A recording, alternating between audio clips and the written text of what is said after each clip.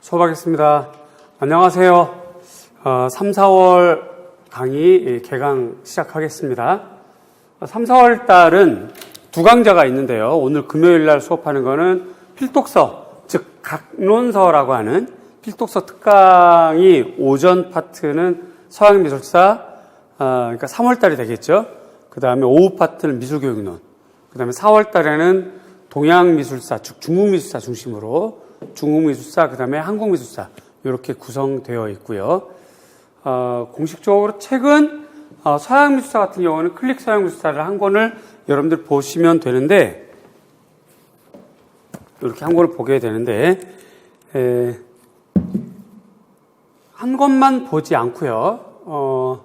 여러 가지 다양한 책에서 이 책에 없는 내용을 함께 공부하는 시간이 되겠습니다. 따라서 일단 클릭 서양미술사는 당연히 여러분들 좀 갖고 있으면 좋겠고요. 그 다음에 마인드맵 요거, 그 다음에 심화서, 그 다음에 우리 기본서 이렇게 세 권은 필수로 진행을 하고, 그 다음에 강론서는 서양미술사는 요거 이제 오후에 미교론은 또다시 찍겠지만 또 미교론 필독서 이렇게 있겠습니다. 화면 처음부터 여러분들 프린트물이 이렇게 진행이 될 텐데요. 프린트물 이렇게, 그 다음에 요 밑으로 내려가서 화면 첫 번째 보시면 3, 4월 달에 필독서 특강 일정인데요. 필독서는 일단 이 시간에 여러분하고 제가 저 책을 읽는 게 중요합니다. 읽는 거. 책을 읽으면서 단편적인 지식을 좀 더 풍성하게 해드립니다. 그리고 단순하게 암기했던 것들을 좀 넓게 이해하게 해주거든요. 그래서 읽기가 중요하고요. 두 번째로 해보셔서 아시겠지만 혼자 막 계획을 세우면 계획은 세우는데 실천이 잘 안 되잖아요. 그래서 처음에만 막 읽다 보면 20시는 데까지만 새까맣게 되고 그 이후부터 공부를 안 하게 되죠. 그래서 저랑 같이 읽게 되면 반강제적으로 책을 한 권 이렇게 뛸 수 있다라고 하는 장점이 있어요. 그래서 읽기를 반드시 하셔야 되고요. 그 다음에 읽으면서 나오는 도판에 대해서 도판을 보고 분석하는 것을 꼭 하는 게 첫 번째 스텝이 됩니다. 두 번째 스텝은요, 읽다가 보면 중요한 문장이 나와요. 그 중요한 문장을 체크하도록 할 겁니다. 체크할 것이고, 그러면서 출제 가능성 높은 주제를 뽑아낼 겁니다. 그리고 아울러서 이제 다른 필독서, 제가 이제 빔 프로젝트를 통해서 다른 필독서 내용을 보여주거나 도판을 보여주거나 이렇게 할 겁니다. 그렇게 하고요. 그래서 관련 내용을 정리하고 질문하고 설명받고 이렇게 하면서 스텝 2, 스텝 3로 이렇게 이어지게 되겠습니다. 질문 같은 경우는 이제 직강은 직강에서 질문하시면 되겠고, 인강은 카페를 통해서 질문을 하시거나 혹은 뭐 쪽지 이런 걸로 인강 사이트 담당자에 보내주시면 그것이 저한테 넘어와서 제가 거기다 이제 첨삭이거나 혹은 설명을 좀 해드리는 걸로 그렇게 진행이 되겠습니다. 혹시 카페가 열려 있나요? 우리 카페에 보면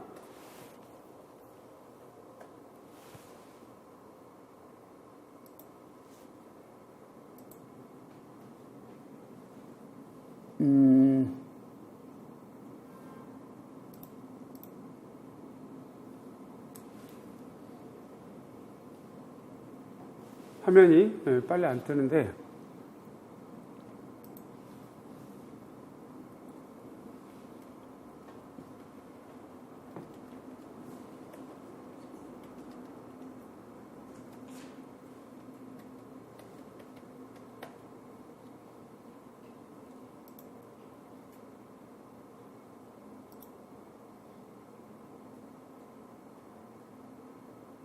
이거 끊어야 되겠다.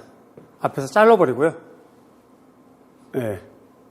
아까 거기서 우리 이제 카페를 보면 거기서 끊어버리고,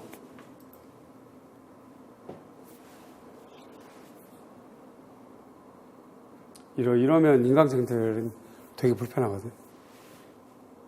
그럼 다시 여기서 찍을게요. 자, 여기가 우리 다음 카페입니다. 다음 카페로 들어오시면 미술 임용고시 정샘으로 하시면 이렇게 주소도 이렇게 되어 있죠. 이렇게 오시면 여기 이제 정의원 인강생 이렇게 신청을 좀 하시고 직강생은 이왕이면 좀 직강생 신청을 좀 하셔서 직강생 자료는 이쪽에 다 있고요. 똑같은 자료가 인강생들에게도 제공되는데 인강생은 그냥 인강생만 신청하시면 필요한 자료는 그 인강 사이트 담당자가 아마 열어주거나 보여줄 겁니다.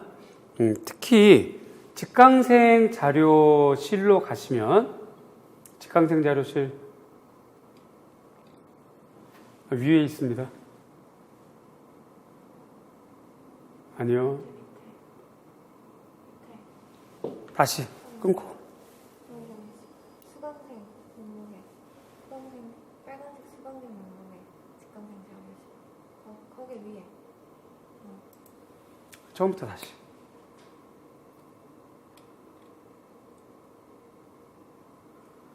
처음부터 다시 화면 또 맨 위로. 다시 할게요. 자, 다음 카페로 들어오시면 우리 카페가 이렇게 있습니다. 주소도 이렇게 되어 있고요. 미술 임용고시 정샘을 클릭하면 이렇게 들어오게 되어 있습니다. 이렇게 들어오면 여기 이제 이렇게 화면 좌측 메뉴가 있죠. 정회원, 그 다음에 인강생, 직강생 이렇게 신청하게 되어 있는데 직강생은 여기에서 자료를 받으시면 되니까 직강생 신청을 꼭 좀 해주시고 인강생은 인강생 신청만 하시면 됩니다. 그러면 직강생하고 똑같은 자료를 인강 사이트 담당자께서 올려놓고 아마 관리를 할 거예요. 그 직원이. 그러니까 여러분들이 만약에 직강에서 필요한 자료들을 인강생도 받아보고 싶다. 그러면 인강 사이트에 요청하시면 그 자료가 열려있거나 하면 주게 되거나 이렇게 될 겁니다. 예를 들어서 여기 지금 직강생 조금만 더 화면 내려가면 직강생은 직강생 자료에서 여기 이렇게 클릭을 하시면 클릭을 해보면 화면 조금 내려가 볼게요. 더 내려가 보면 쭉쭉 내려가면 3번 맨 끝에 가볼까요? 예, 3번 맨 끝에 글 제일 끝에 쭉 내려가면 자 여기 주간학습 계획표라는 게 있어요. 주간학습 계획표 실천표 클릭해 볼게요. 클릭하면 제가 이제 얘기를 했고 여기에 이제 요걸 클릭을 하시면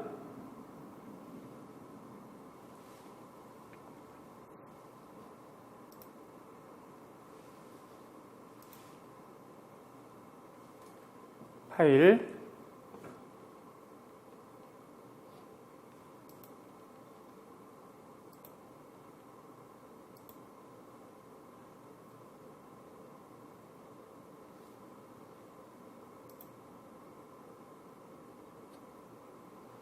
이거 암호가 걸려있나 보다.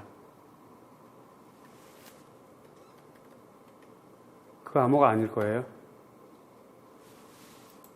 열렸네, 그죠? 이거 화면 이거 아닌데? 이거 왜 이렇게 보이지? 이게 저장을 안 해가지고 그냥 바로 열기로 열어가지고 그런 것 같아요. 그럼 다시. 오늘 계속 엔진 나오네.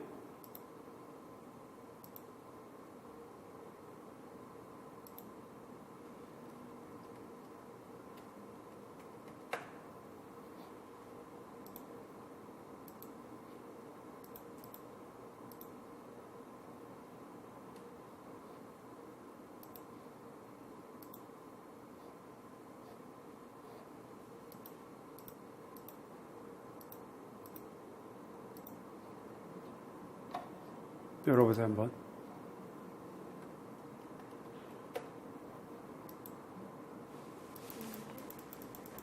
왜 이렇게 보여 화면이?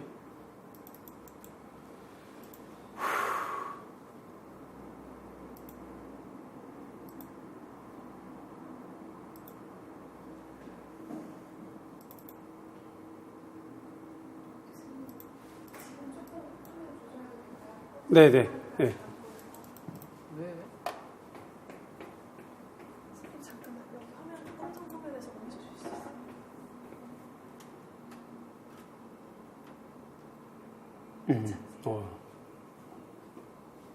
왜 검정 화면으로 보이지?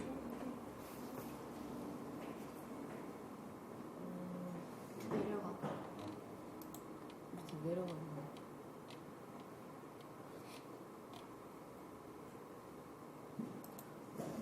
이거 저장하면은 괜찮은데.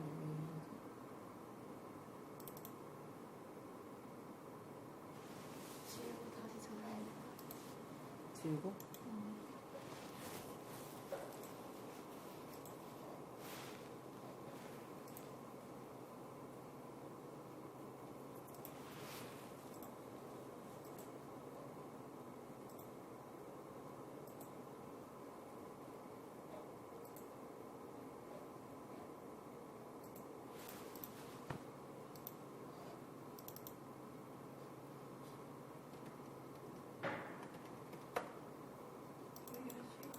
안 돼. 그냥 하면 이거 꺼. 그냥 저 카페로.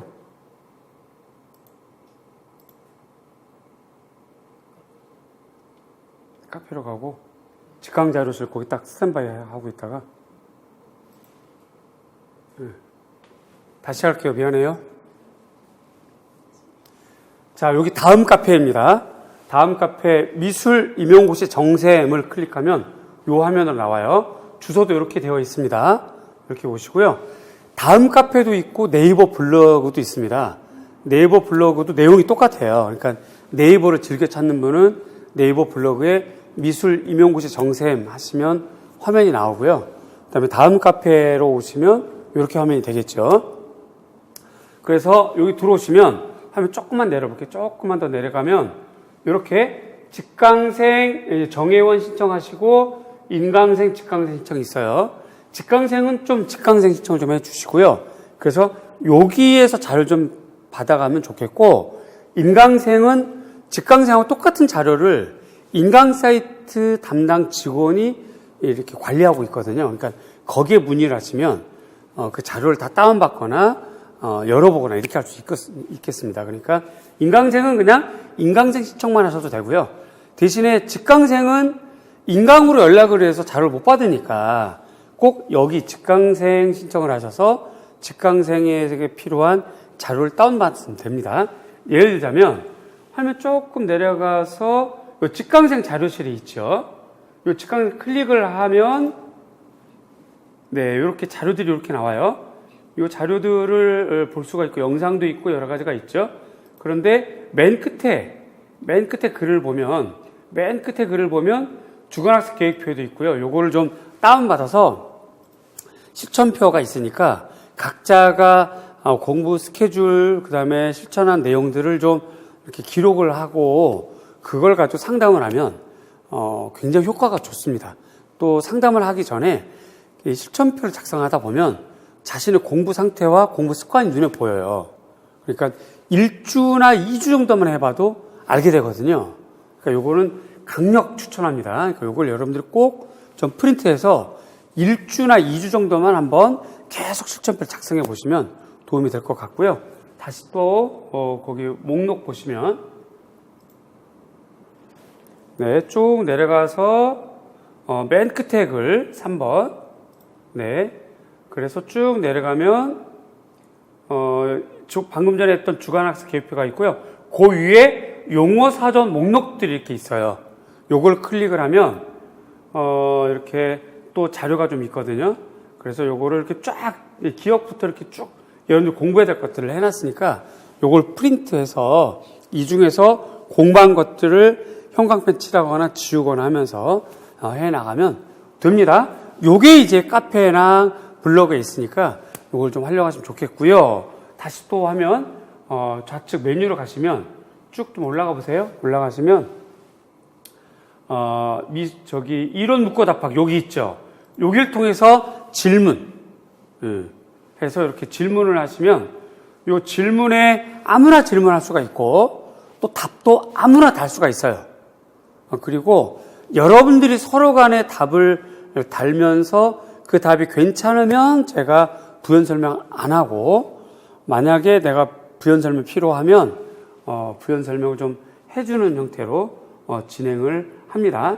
예를 들어서 공간주의 요거 한번 클릭을 해볼까요? 공간주의. 네. 그러면 이렇게 질문이 이렇게 올라왔어요. 올라와서 이제 쭉 또 내려가면 여러분들끼리 이렇게 막 주거니 받거니 이렇게 하고 제가 여기다가 이렇게 더 설명을 좀 부연하고 이렇게 하니까 이걸 좀 활용하시면 좋겠고요. 이왕에 이렇게 말이 나온 김에 부탁의 말씀을 드리는 건데 그 화면 다시 또 질문 화면으로 올라가서요. 목록으로 가겠습니다. 그러면 이제 많은 질문들이 있잖아요. 그러면 질문할 거리가 있으면 무턱대고 질문하기보다는 여기 검색을 하시면요. 화면 왼쪽에 맨 위에 가면 우리 메뉴 네, 이렇게 검색을 여기서 검색을 하면 이 질문에 관련된 검색을 할 수가 있어요. 그래서 이전에 합격한 선배들이 어떤 질문을 했는지 다 보이고 자신이 궁금해하는 것도 남이 똑같이 궁금해했거든요. 임용 공부를 하다 보면 그거를 클릭을 해 보시면 거기 정답이 다 있으니까 먼저 막 그냥 질문 먼저 하기보다는 먼저 검색을 해보고 본인이 궁금한 것이 있으면 거기서 해결하면 되고요. 그럼에도 불구하고 본인이 궁금한 것에 대한 질문이 없으면 여기다 질문하시면 됩니다.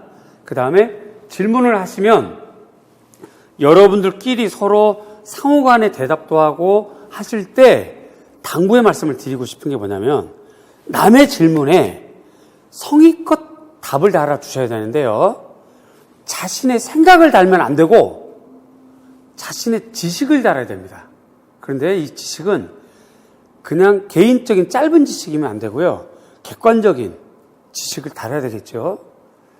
입장 바꿔놓고 생각하면 남은 답답해서 질문을 달았는데 누군가가 답을 달았는데 그냥 느낀가 하는 자기 자신의 생각을 답이라고 달아버리면 이게 정답인 줄 알고 이렇게 다 공부를 오해하고 있게 되잖아요. 남들이 보게 되면 다 바보가 돼요, 바보가. 그러니까 남의 질문에 답을 달 때는 책을 펴서 기본서 피고 심화서 피고 마인드맵 피고 사전 펴서 공부한 다음에 답을 달아야 됩니다. 그렇게 하면 자신도 공부가 되고 질문을 올린 사람에게도 질문거리가 해소가 되잖아요. 그렇지 않고 무턱대고 답을 댓글을 달아버리면 곤란해요. 다 같이 바보가 되는 일을 하면 안 되죠. 그러니까 그건 조금 여러분들이 좀 조심해서 했으면 좋겠고 이왕에 답을 달아줄 때는 꼭 공부를 하고 답을 달아주세요. 그러면 자기 공부도 되고 궁금한 사람의 해소도 되고요. 꼭 그렇게 하십시오. 그리고 이제 필요하면 제가 좀 답을 달고요. 따라서 원칙이 있습니다. 질문을 올리고 답이 달았을 경우는 질문은 자신이 올렸지만 답이 달린 순간 우리 공유의 것이 됩니다. 이거를 자기가 질문을 올린 다음에 답이 달렸다고 그냥 싹 지워버린 사람이 가끔씩 있어요. 그 사람은 이후로 질문을 달아도 답을 안 달아줄 겁니다. 아시겠죠? 자신이 올린 글에 남이 답을 다르면 이미 그건 자신의 글만이 되는 게 아니거든요. 그러니까 지우시면 안 됩니다. 만약에 지우게 되면 이후에 카페 질문 활동 못하게 할 거예요. 그러니까 같이 공유할 수 있도록 했으면 좋겠고요. 그 다음에 누군가가 자신의 글에 답을 달아주면 내가 달아줬던 학생이 달아줬던 간에 좀 이렇게 화답 정도는 하면 좋겠어요.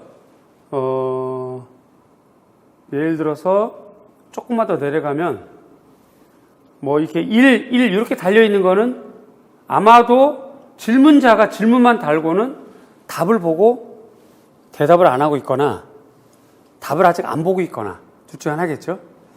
이러면 누군가가 답을 단 사람들도 굉장히 허탈해져요. 그러니까 우리가 이렇게 커뮤니티를 운영할 때는 좀 서로를 배려하는 그런 과정에서 운영했으면 좋겠고요.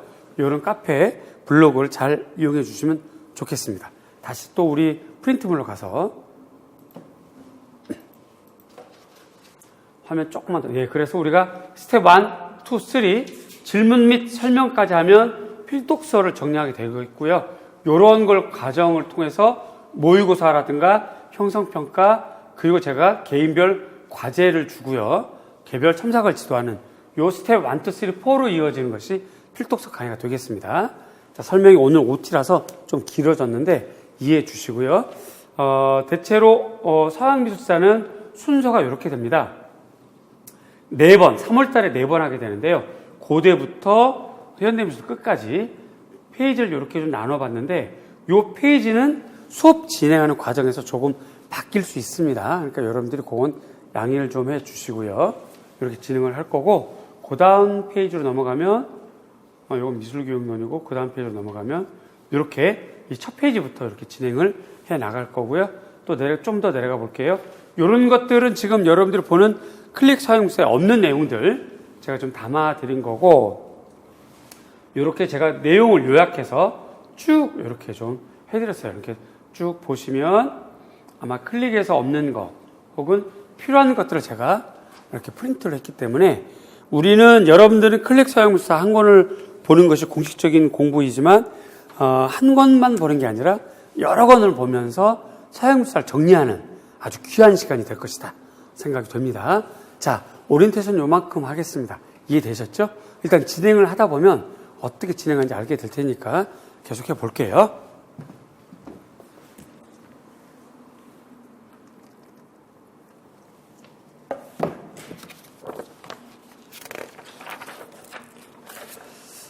자, 우리는 첫 페이지부터 보겠습니다. 요거 보겠습니다. 요거, 네. 그래서 화면 쭉 넘겨보겠습니다. 넘겨보면,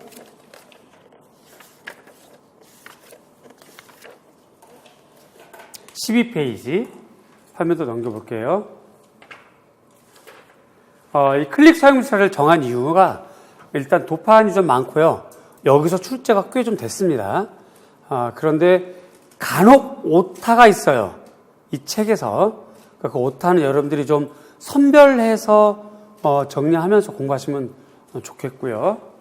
그 다음에 내용이 좀 비교적 간단하죠. 그래서 출제위원들도 종종 이 책을 참고해서 출제를 하고 있으니까 여러분들도 아마 그렇게 앞으로 나올 만한 문제들을 공부하는 데 도움이 좀 될 겁니다. 자, 12페이지 미술의 그 다음 페이지겠죠? 네, 이렇게 됩니다. 회화 조각 건축의 뿌리. 요 내용인데 요거는 제가 보니까 크게 읽을 필요가 없을 것 같아서 요건 넘어가고요. 그 다음 페이지. 아니요. 여기 이렇게 되어 있죠? 여러분들 요거 보고 있죠? 자, 빌렌도르프 비너스 요거 형광펜 칠해 놓으시고 요거랑 옆에다 적어 놓으세요. 생팔. 그래서 빌렌도르프 비너스랑 생팔의 비너스가 많이 비교가 된다는 거. 요거. 그 다음에 이제 하나 더 추가하자면 마크 퀸 검색을 한번 해볼까요?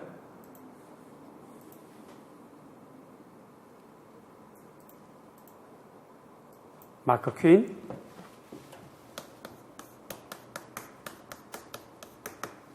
이미지 검색을 해보면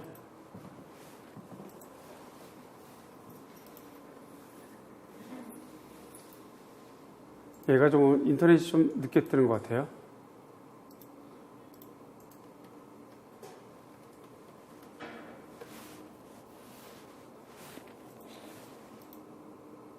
이 작가로 유명한 마크 퀸, 그죠? 그런데 쭉 내려가면 이 작품.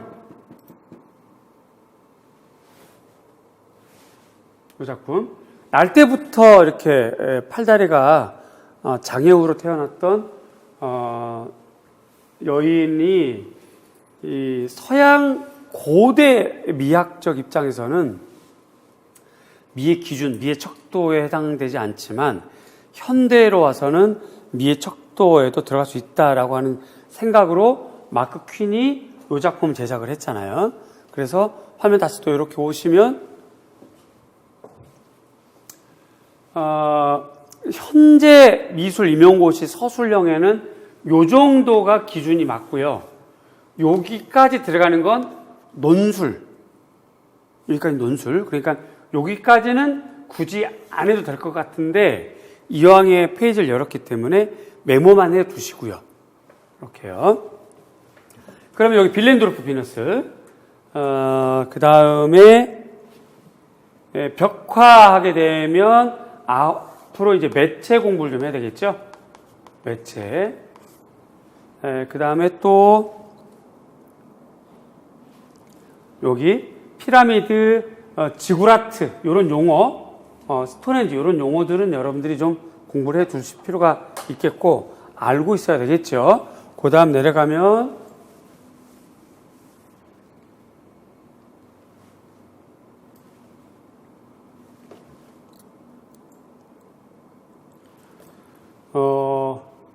파르테논 신전 같은 경우, 파르테논 신전의 그 건축 용어들 준비 좀 하셔야 될 것 같아요.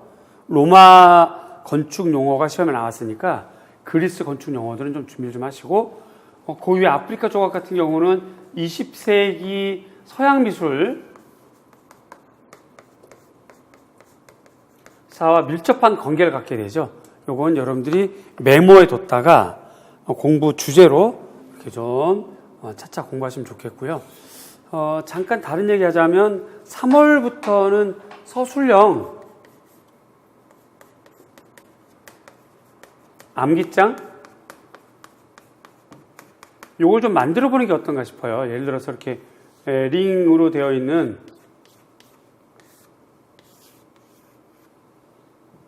뭐 손바닥 크기 정도? 그래서 여기 이제 이쪽에 주제를 좀 적고 여기에 해당하는 정답을 좀 이렇게 적거나 한 페이지에 있으면 공부하고 알고 있는 것 같은 느낌이 드니까 주제를 앞에 적고 넘겨서 정답을 뒤에 적거나 뭐 그런 형태로든 서술 암기장을 앞으로 3월, 4월 달에 좀 만들면서 공부를 하면 이것을 나중에 이제 쌓이면 굉장히 좀 도움이 많이 되겠죠. 그죠? 이런 것도 한번 생각해 보는 게 어떤가 싶어요. 그러한 측면에서 아프리카 미술이 20세기 서양 미술에 끼친 영향, 그리고 직접 영향을 받은 작가들을 좀 메모해 보면서 공부하시면 어떨까 하는 생각이 듭니다.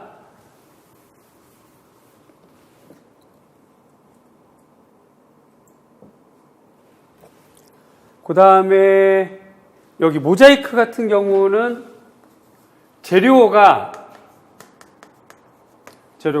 로마 모자이크랑 비잔틴 모자이크가 좀 달라요. 재료가 다르면 재료가 구분해서 공부를 하셔야 되겠고요. 그 다음에 로마 건축 판테온 요게 그리스 건축하고요 로마 건축 차이가 납니다. 특히 그리스 건축 같은 경우는 그냥 산에서 캐온 대리석 같은 걸 많이 썼는데 로마 건축 같은 경우는 재료가 콘크리트 썼거나 공법이 다르거나 이렇게 되죠. 그래서 이건 이따가 좀 배우게 될 것이고요. 이렇게 좀 체크하시면서 이 페이지를 넘어가겠습니다.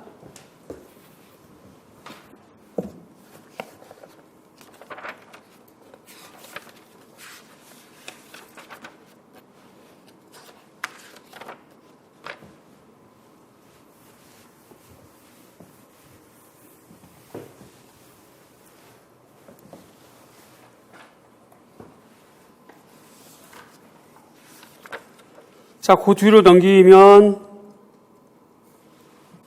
이 페이지가 나오죠. 여기서 여러분들이 읽을 거리는 별로 없고 조금 내려가서 이렇게 빌렌도르프 비너스가 나와요. 이런 장면이 나오는데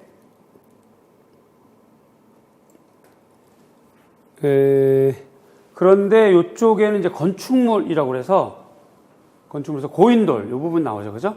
고인돌 이 부분이 나와서 우선 먼저 여기를 넘어가기 전에 우리는 프린트물로 고인돌을 잠깐 좀 볼 거예요. 네, 이렇게 프린트물이 있죠. 그래서 덮개돌의 형태에 따라서 구분한다. 공통시대는 초기 철기 시대의 대표적인 묘제, 무덤이 등장하기 이전, 기원전 2세기경, 그러니까 청동기 시대. 근데 우리가 흔히들 고인돌 하게 되면 뭐 그냥 이렇게 왜 쪼가리 가죽 쪼가리로 옷 몸 가리고 돌도끼 들고 뭐 우가 막 이렇게들 생각하는데 그건 굉장한 오해이고요. 고인돌은 청동기 시대 초기 철기까지 이어졌던 무덤 형태입니다. 탁자식, 바둑판식, 개석식, 위석식 뭐 이런 식으로 좀 나눠지는데 크게 북방식, 남방식으로 나눠져요. 크게. 좀 더 구체적으로 나누면 북방식, 남방식, 변형식 이렇게 되는데요. 북방식은 땅을 파면 돌이 많이 나와서 표면 위에 그냥 돌을 축대로 쌓고 뚜껑을 덮은 것. 우리가 흔히 알고 있는 그런 형태. 그런 게 북방식. 남방식은 땅을 파서 시신을 안장을 하고 껴묵거리까지 넣고 낮은 기둥 혹은 묻히는 기둥에 그냥 돌탱이를 턱 얹어놓는 바둑판 형태. 그게 대체로 남방식이에요. 이렇게 구분하시면 되겠습니다. 우리나라는 북방식, 남방식 같이 좀 있고요. 전 세계의 40% 고인돌, 전 세계 40%가 우리나라에 있습니다. 그래서 우리나라 고인돌 문화에 대해서 좀 많이 참고하실 필요가 있겠다 싶어서 이렇게 만들어 드렸고, 임용시험에서 나온다면 서술하는 건 안 나오고 이 용어만 정답 기입형으로 물어볼 가능성은 있는데 너무 그렇게 따지면 외울 게 너무나 많죠.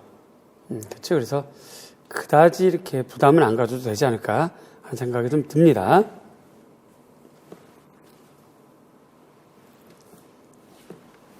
자, 그 다음에 화면 우측에 보면 라스코 동굴벽화가 나오고요. 그림이 이제 이런 것이 있고 여기에서 요거 그다음 저 밑으로 좀 더 내려가면 화면 더 내려갈게요. 네, 더 내려가면 요 부분에 여기 또한 요 부분 빨간색과 노란색 황토 조각을 분말로 만들어서 붓으로 칠하거나 그러니까 그러니까 철분이 함유된 황토예요. 철분이 함유된 황토를 붓에 바르거나 혹은 구멍이 뚫린 뼈를 사용해서 안료를 불어서 그림 표면에 밀착시키는 방법으로 제작했다라고 되어 있습니다. 이 부분만 보시고요. 지금 이 책은 이렇게 빌렌도르프 비런스랑 회화가 이렇게 좌우측 페이지가 있으니까 이렇게 좀 되어 있고 조금 섭섭해서 다른 책을 보니까 다른 책 화면을 보면 이은기 서양미술사를 보면요 쭉 내려가겠습니다. 네, 화면 밑으로 더 내려가면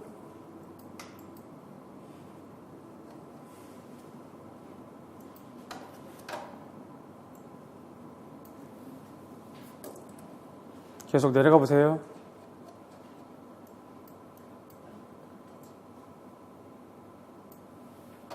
화면이 안 떴나? 네, 조금만 더 올라가 봅시다. 위로요, 위로. 첫 페이지로. 이은기 말씀하시는 네, 이은기.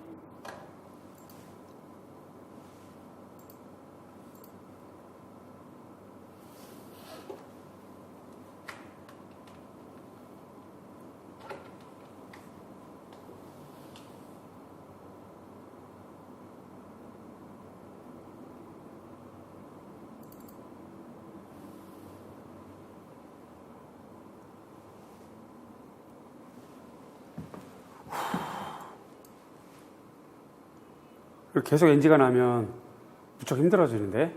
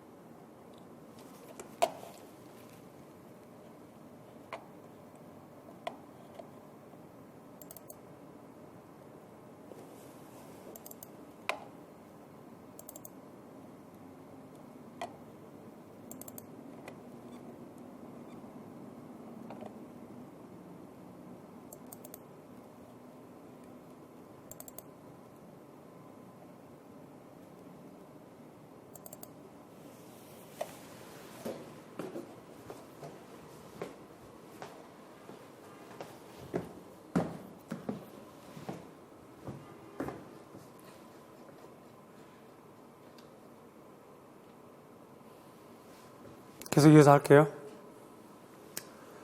다른 책을 좀 보겠습니다. 서양미술사 이은기 책입니다.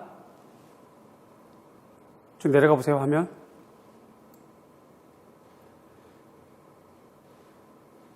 계속이요. 네, 여기. 화면 좀 올라가면, 이은기 책에서는 조금만 더 올라가세요. 네. 요런 도판들이 나왔어요. 그러면 만약에 시험에 나온다면, 항상 공부를 할 때는 시험에 나온다면이라고 하는 상상을 가지고 공부를 해야 되는데, 이 도판이 나오기는 조금 애매하고, 역시 빌렌도르프 비너스를 중시하죠. 그래서 이런 화면으로 공부를 하시면 되겠다.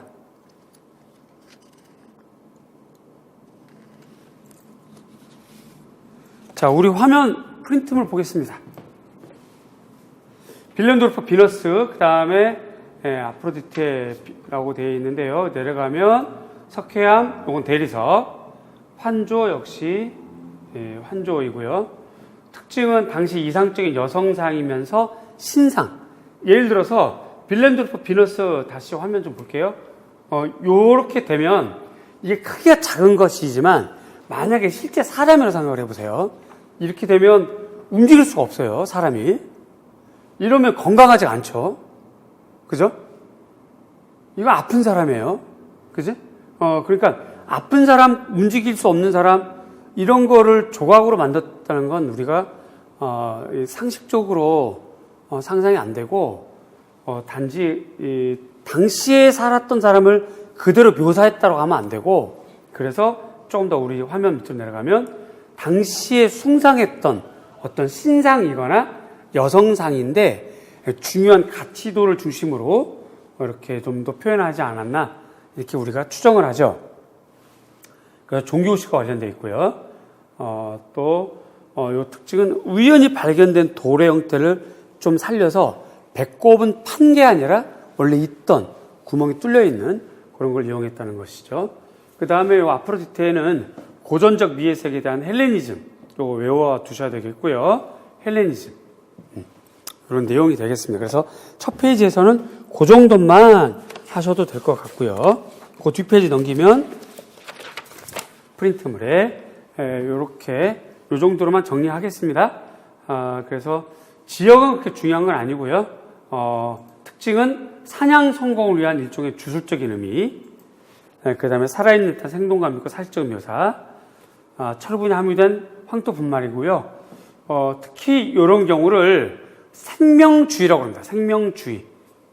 요게 원심적 특징이죠. 요거 꼭 외워두셔야 됩니다.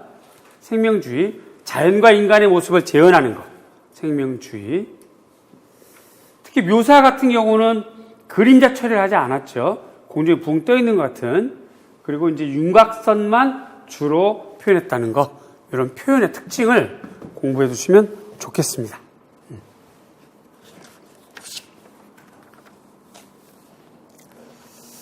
자, 일단 선사미술은 요만큼 하고요. 화면 잠깐 껐다가 시작하겠습니다.